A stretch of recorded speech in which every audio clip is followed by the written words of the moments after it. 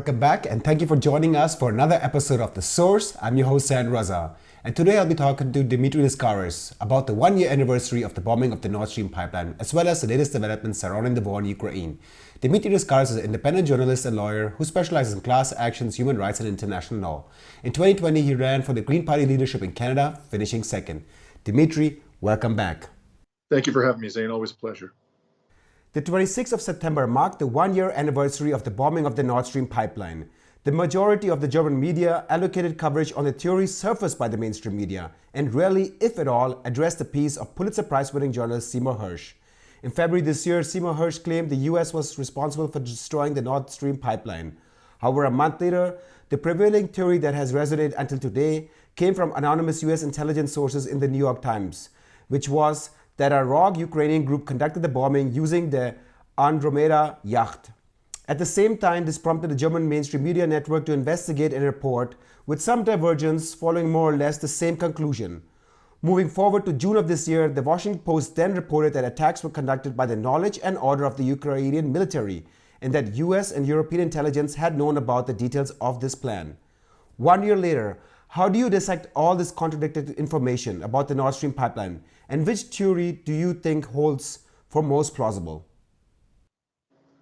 Well, I begin as a lawyer by asking the question, cui bono, who benefits? And it seems absolutely clear that the overwhelming beneficiary of the destruction of Nord Stream has been the United States government. First of all, the United States government for decades was pressuring, not years, but decades, was pressuring Germany to sever its energy relationship with Russia. Because, first of all, that gave Russia a significant degree of influence over European governments. It's their reliance upon Russian energy resources. But secondly, it was to the detriment of American energy corporations, particularly in the petroleum sector. Secondly, this would hurt Russia, which had become increasingly strong under the Putin government from an economic and military perspective. The loss of revenue from the sale of gas to Europe would be a significantly negative development for the Russian economy. And the United States government wanted to weaken a geopolitical rival. And finally, it wanted to increase its level of control over European governments. So it clearly was the primary beneficiary. Russia certainly didn't benefit from this in any way, shape, or form. And the Ukrainians didn't benefit anywhere nearly to the same degree. I mean, it certainly didn't help their situation on the battlefield, the fact that Nord Stream was destroyed. And secondly, who had the capacity to do it? Clearly, the American government. This was a complex operation which had to be carried out in a clandestine manner to avoid detection. Clearly, the United States government and military and intelligence agencies had the sophistication to pull it off. I don't think anybody denies that. And finally, you have Joe Biden saying expressly that if Russia invades, we are going to bring an end to Nord Stream. I mean, how could you possibly have a greater declaration of intent than that? So when you add it all up, even before the legendary Cy Hersh came out with his article, it was clear, I think, that the primary suspect was the United States. Denmark, Germany, and Sweden, the three countries currently investigating the incident, have still not released any significant information a year later. On the surface, it appears that they are unwilling to get to the bottom of the matter. Moreover, there is no pressure from the Western media or the public to force the government to act. When German left-wing parliamentarian Sarah Wagenknecht requested more information from the German federal government last year in October, she received the following response, quote, "The requested information affects confidentiality interests worthy of protection to such an extent that the national interest outweighs the parliamentary right to information, and the right of members of parliament to ask questions must exceptionally take a back seat to the confidentiality interests of the federal government." What is your assessment of the state of the investigation, and why do you think Western government and media is not inclined to press ahead with it? Well, I think it's beyond the realm of imagination that if the German government or any NATO government had compelling evidence that Russia was behind the destruction of Nord Stream, that they would invoke confidentiality. I mean, they've done everything conceivable to make the Russian government look bad. What better way to add to the villainy that they've projected onto the Russian government than to produce compelling evidence that it destroyed the Nord Stream pipeline, which not only was, an act of economic terrorism, it was an act of environmental terrorism. So clearly they don't have any evidence, I think, of that. And they're not even claiming it anymore that it's the Russian government. They gave that up a long time ago. So that really leaves two possibilities. The one is the Ukrainian military or the United States government. I could see the German government having a motive not to reveal that the Ukrainian military is behind the destruction of Nord Stream because, of course, the German government has sacrificed a great deal to support the military and the government of Ukraine. However, if it were the Ukrainians, how in good conscience could the government of Olaf Scholz continue to supply military equipment to Ukraine? That just doesn't make a lot of sense to me. So it comes back to what I was saying earlier, and what Cy Hirsch has reported in great detail, that really it was the Biden administration behind this. The most plausible interpretation of the refusal of Western governments, and it's not just the governments you mentioned, Zane.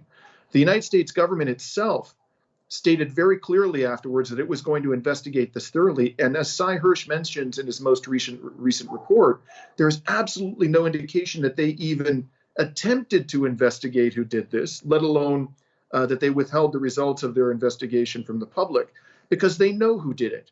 They have no interest in conducting an investigation. All roads lead to Rome. This was very clearly the United States government.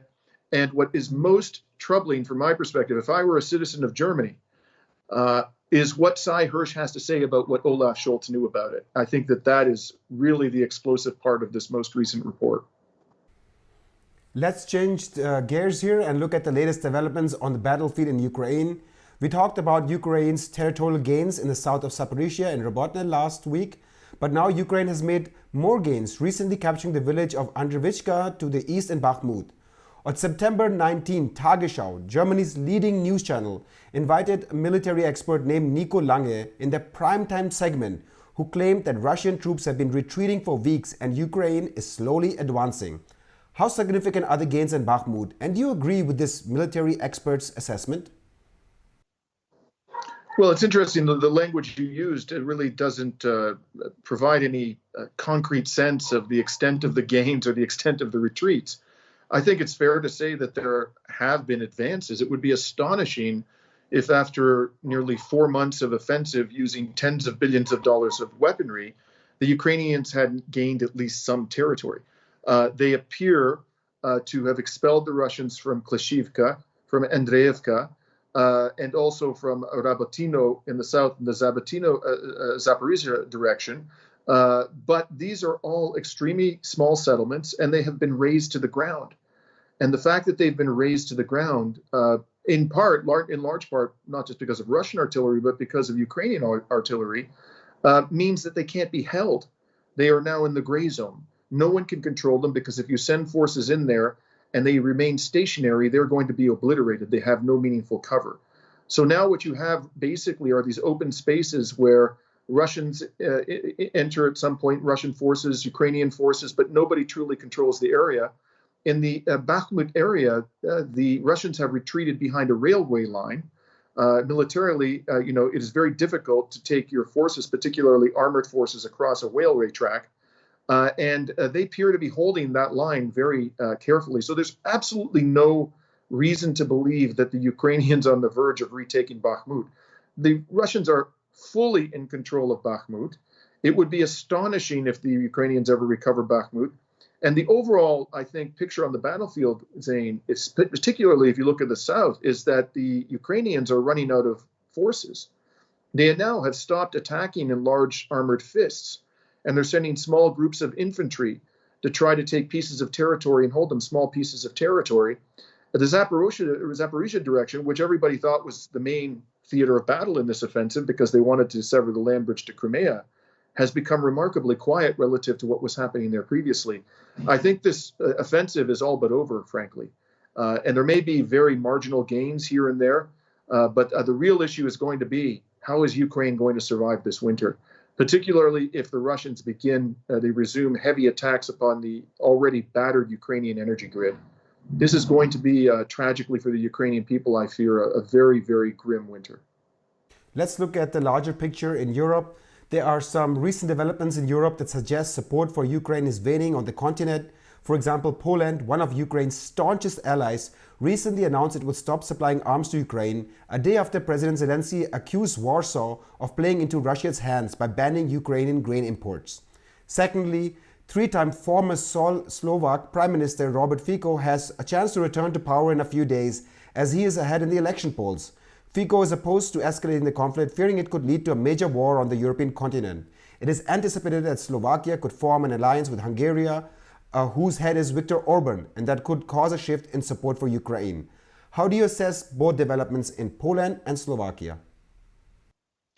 Well, these are clearly adverse developments for Ukraine.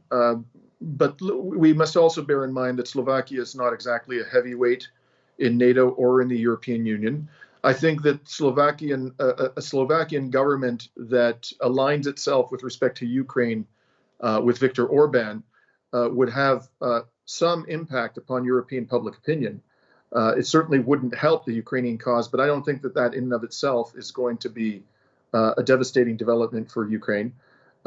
Poland is a much more significant matter because Poland has provided, I believe the estimate that the Polish gave was somewhere in the vicinity of $20 billion of aid, which is actually twice the amount of aid that Canada has provided, and Canada has a significantly larger economy. But mostly, Poland's importance is that it is a transit point for the massive amount of weaponry, most of the weaponry that's entering Ukraine, without which the Ukrainian army could not survive.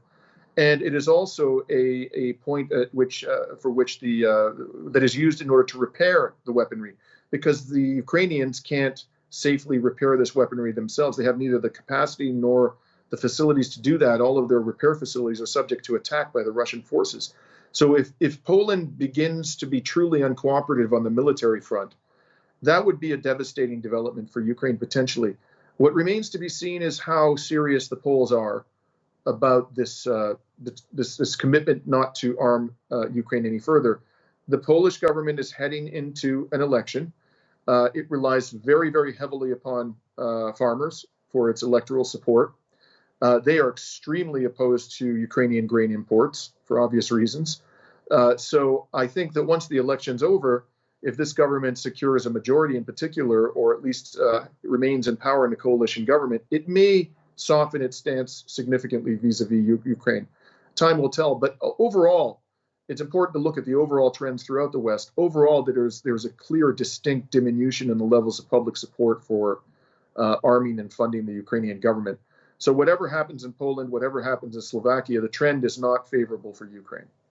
Talking about public support growing to end this war, however, when I read Western media reports, whether it's on Slovakia or Poland or even the US, what is usually mentioned is that only right-wing sentiment is against the war, and it's not the reflection of the general population. That's the impression I get when I look at the German media. How would you dissect this? Is it true that it's only coming from the right wing, or do you think public mood in general is changing towards this war? Well, I'm a leftist. I'm a self-declared socialist and have been for a long time, and I'm adamantly opposed to the funding of this war, and I know many people on the left who feel similarly to me. But I'll refer you to a poll that was done by CNN a couple of months ago in the United States, which showed that 55% of Americans were opposed to further support for Ukraine. So it couldn't possibly be, because 55% of Americans don't align with the right. It couldn't possibly be that that's a purely right-wing sentiment in the United States. That's simply not true. This is a tactic, by the way, that's used by the mainstream media and the mainstream political parties to discredit any point of view that they disagree with. They immediately, characterize it as extremist. This is something I myself have had to confront whenever I've criticized Canadian government policy with respect to Israel. I'm characterized as having an extremist point of view, but if you look at the polling, there's a tremendous amount of sympathy for the Palestinian people amongst Canadians. And something similar is going on with Ukraine. At the end of the day, no one should have any illusions about the fact that this has been an extraordinarily costly war. The reality is catching up with the fake narrative we've been given. It's only a matter of time before people of all political stripes turn against this proxy war. And the real question is, as I've said many times, is the West going to continue to escalate, or is it finally going to come to the conclusion that it needs to come to a compromise solution with the Russian government. That's the question, and it has existential importance for all of us. To my last question, don't you think it's politically impossible even for the West, given that Biden has an election next year in the United States, to now shift gears, especially given how much political capital he has invested in supporting Ukraine? I mean, the Republicans will tear him apart by saying, look at this U-turn that you just made the last second.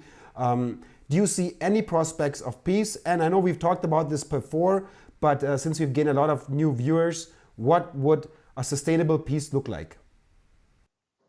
Well, as a matter of fact, I read today for the very first time, I'll deal with the second part of your question first, a peace plan that was proposed by 4 German experts, one of which I understand is he's a historian, and he's I believe, the son or the grandson of Willy Brandt. And they published their peace plan on August 23rd. I had not seen it before because it's not been mentioned anywhere in the mainstream media in Canada or the United States, as far as I can tell.